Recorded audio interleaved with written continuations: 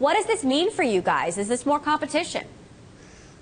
Well, I think what it means is it's a signal that Apple, not surprisingly in some sense, is seeing the writing on the wall that the future is in subscription and the future is in streaming.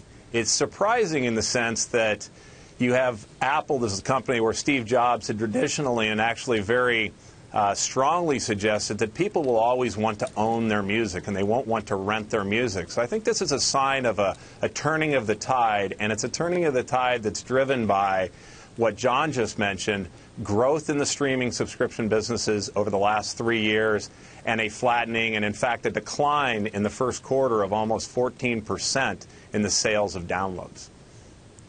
Alex, you say this smacks of desperation. Why?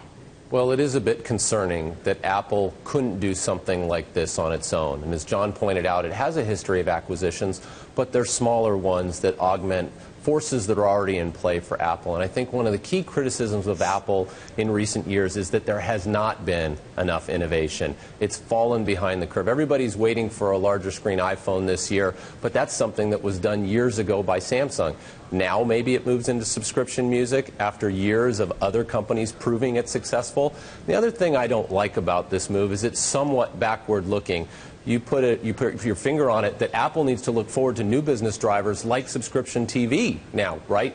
Some sort of new content deals, a new model, not letting Amazon Fire run away with the best hardware for new over-the-top IPTV in the market. I own Beats headphones. They're good. I'm not that discriminating, though. But a lot of people actually don't like them. Om Malik, the founder of GigaOM, tweeted, Google spends $3.2 billion to buy the future and data. He's talking about Google buying Nest. Apple buys bad headphones and a junk service from music promoters. Worse use of corporate cash. How do you respond to that, Alex? They don't need the hardware, that's for sure. And I think John also mentioned you got to imagine Apple, being a smart company, must be seeing something behind the scenes, if in fact this speculation is true, that they would pay north of $3 billion for what we know today that Beats has. So something in the back office and what they do with their music subscription service in terms of customizing it that could maybe be applied to other business models for Apple, that might make some sense. But for the headphones by themselves, it makes no sense at all. John Irwin, is Beats Audio, is it a crappy service? In terms of the services in general, the Beats Audio or Beats Music, as the service came out, it's the hot new service. They came out, they did a Super Bowl ad. But when you get down to the core of it and you look at these services, a lot of them are very much alike. Services like Rhapsody, like Napster, like Deezer over in Europe, and like Spotify, all deliver essentially the same thing in a slightly different way. Beats has tried to capture sort of the cultural relevance of it. I think one thing you really need to look at with this deal, though, is what Apple is not only seeing as the trends in the market, but their unique positioning in order to capitalize on it. One of the biggest challenges that these service providers like Spotify and Rhapsody have in acquiring subscribers is getting them to convert to paying accounts. Apple has 800 million iTunes accounts. Most of them are linked to credit cards.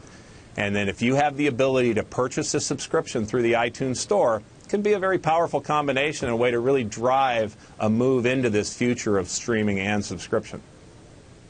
John, it's John Ehrlichman. What about bringing hardware and software together? I mean, you think about the rise of Napster and then Apple coming into the picture with its own music player and then making a mint. Now, you've got services like Spotify and you've got services like Pandora.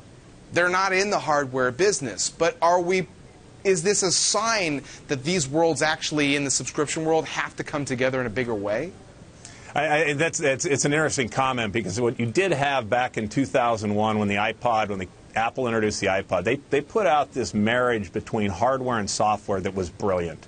And it gave people a new way to not only consume music and listen to music, but to purchase it.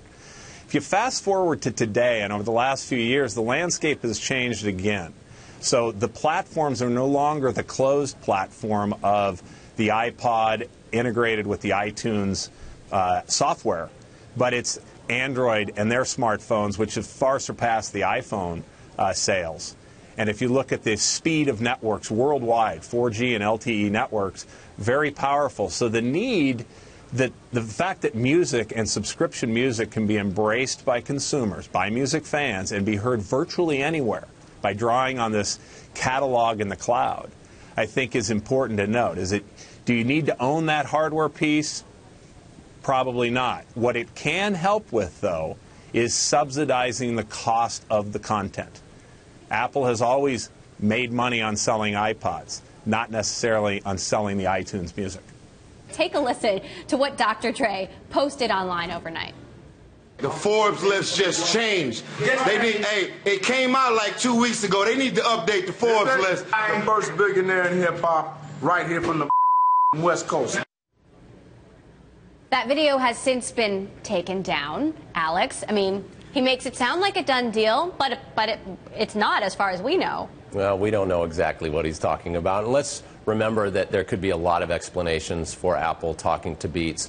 They could be looking to license the technology in the same way that HP did. They could be through, I would say, not necessarily sincere merger talks, be trying to get to understand exactly what Beats is doing. They get to know the technology a little bit closer. So we'll have to see if this actually goes through, if the billions that are being talked about are the right number.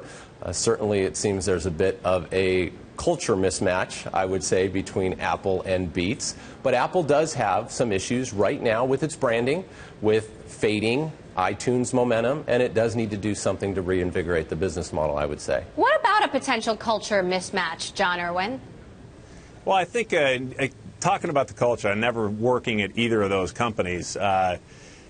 I think it's important to see that Apple could be looking to take this hot new brand. I mean, Beats came onto the scene in January with their Super Bowl ad with very, very relevant and current advertising to promote it. And it came out. It's the hot buzz. So if they were looking to make this move into subscription and into streaming, even if it's as a hedge, they can use that as a bellwether of, hey, this is where things are moving. I personally believe, and with the work that I did at Rhapsody through the end of last year and the other streaming services, that is the future. This is where things are headed.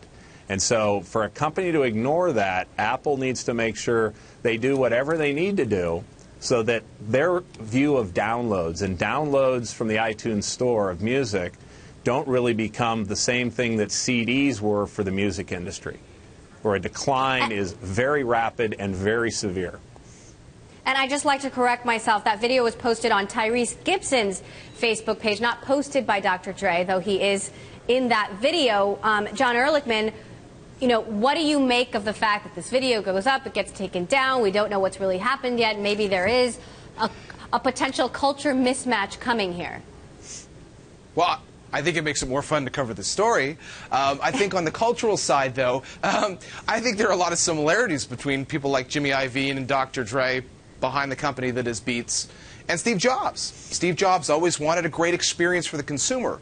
The reason Beats got started by Jimmy and Dre in the first place was because we lived in a world of digital music. They're sound guys. They wanted better quality. They started with those products. Now they're looking for a better experience through subscription.